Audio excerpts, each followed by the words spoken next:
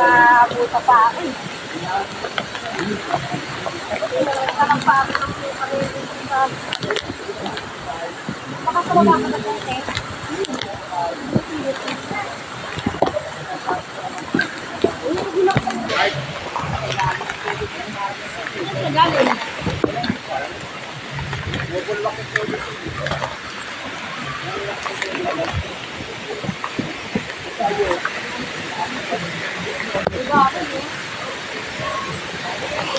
Sige, so inasan ka ng mga kanto na yun? Sa subject na po, Ilolo. Ilolo. Nagsula ka sa mimo? Ilolo. Ay.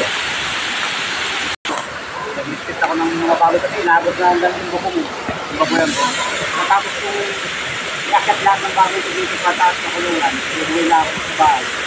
Nag-isip ako ng mga gamit ko. Maya-maya, natapos ko nag-isip. Pinaririnig ko lang ng sisigaw. Tulong! Tulong!